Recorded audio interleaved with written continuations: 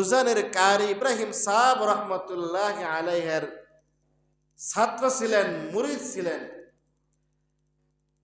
বর্তমান সৈয়দ মুফতি রাজাউল করিম সাহেবের দাদা সৈয়দ ইসহাক রহমতুল্লাহ আলাই উজানির কারি ইব্রাহিম সাহেব রহমতুল্লাহ আলাইহের মুরিদ ছিলেন।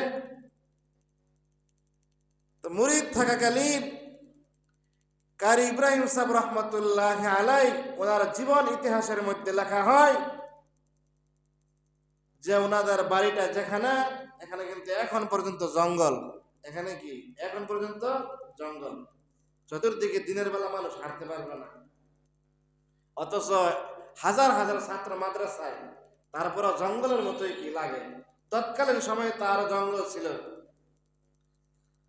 কারি ইব্রাহিম সাহেব রহমতুল্লাহ আলাই উনি বললেন যে এখানে কি কোনো মসজিদ নাই? তো বলে হ্যাঁ, একটা মসজিদ তো আছে, এটা জঙ্গলের ভিতরে। তো ওনার আত্মীয় স্বজন বললেন, বাবা তুমি দেশের বাহিরে লেখাপড়া করে আসছো সৌদি আরব, এখান থেকে আর তোমার ওই মসজিদে যাওয়ার দরকার নেই, এই মসজিদে অন্য প্রাণীরা থাকে। উনি দেখেন কেমন বড় বুজুর্গ। উনি বলে যে কোনো প্রাণী থাকুক না কেন, যদি মসজিদ হয় মসজিদের মধ্যে ইবাদত করবে একমাত্র মানুষ। যারা বলে কোনো হিংস্র প্রাণীর জায়গা নয়, মসজিদের মধ্যে ইবাদত করবে মানুষ। ঠিক কারি ইব্রাহিম সাহেব রহমতুল্লাহ আলাই উনি এই মসজিদের মধ্যে গেলেন, গিয়া দেখে একটা বাঘ তার 2 থেকে 5টা বাচ্চাকে দুধ খাওয়াইতেছে। সুবহানাল্লাহ।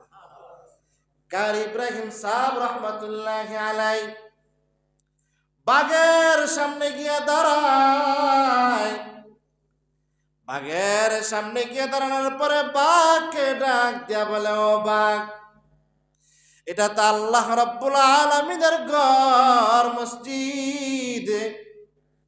এই মসজিদের মধ্যে তোমার জায়গা নাই, এখানে আল্লাহর বান্দারা আল্লাহর গোলামি করবে, আর তোমার জায়গা জঙ্গলার মধ্যে, তুমি জঙ্গলার মধ্যে গিয়ে সেখানে আল্লাহর গোলামি করবে। জোরে বলেন সুবহানাল্লাহ। এই কথা বলতে দেরি বাঘটা ওলান থেকে বাচ্চাদেরকে সারিয়া কেমন করে জানি কারি ইব্রাহিম সাহেব রহমতুল্লাহ আলাইকে সারিয়া দিয়া বলেন, শায়েখ আপনি আমার বাচ্চাগুলা আমার কাঁধের উপরে উঠাই দেন। উজানের কারি ইব্রাহিম সাহেব রহমতুল্লাহ আলাই বাঘের